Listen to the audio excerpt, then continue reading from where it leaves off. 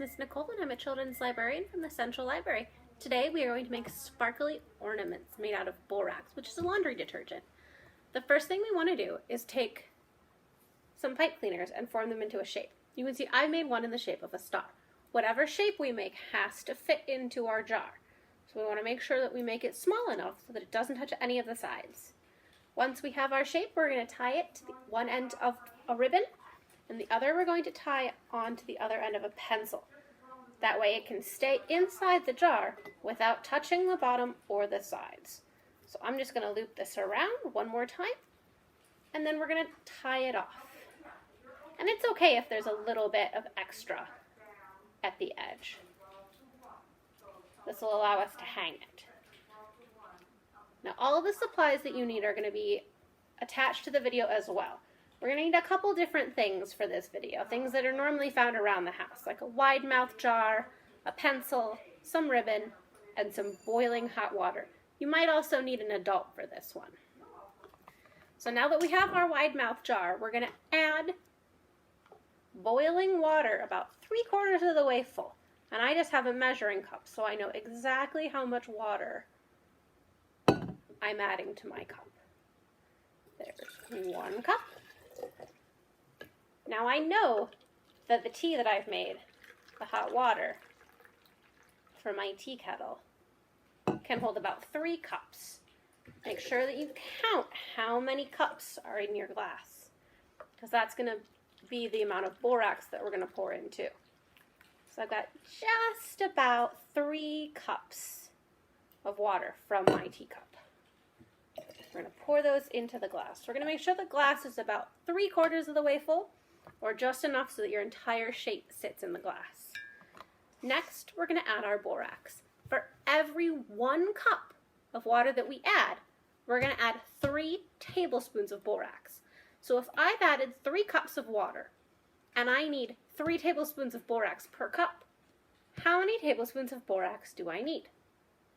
3 times 3, right, I need 9. So I've got my tablespoon, and I'm just going to add my 3 tablespoons worth of borax. I want to make sure that we get even, level scoops of borax. And we're just going to add those and then stir them around. And it's okay if the borax is a little bit clumpy, because when it goes into the hot water, it's going to dissolve. And each time you add borax, I'm just using a little plastic knife. I'm going to stir it around. This is called making a slurry. Anytime you add something like salt or borax to water, it makes a slurry, where whatever is added to the water dissolves just enough, but there's still some crystals left. And those crystals are going to form when the water cools down and create our crystal ornaments.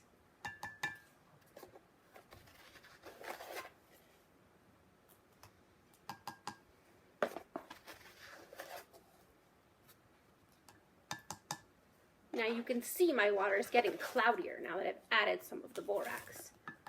Let's just stir that up and see how it looks. You might have to add more or less borax to your water, but you want to make sure that you can kind of see the crystals floating around in your water as you stir it up. I'm going to add just a little bit more. Now you can also add food coloring or even glow-in-the-dark paint if you want to make it a different color. But the one that I made earlier is just kind of a white color, and I kind of like that for an ornament. So now that we've got this all stirred up,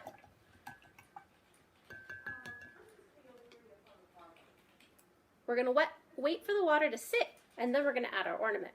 Now the key thing is once the ornament is added, you don't want to touch it. It's very, very hot to the touch since we've added our boiling water to it. And the crystals won't form if we jostle or move it around. So once the water sets and it looks like it's almost there, I can see some of the crystals floating around the bottom. I'm just going to drop in my ornament, make sure it's completely soaked.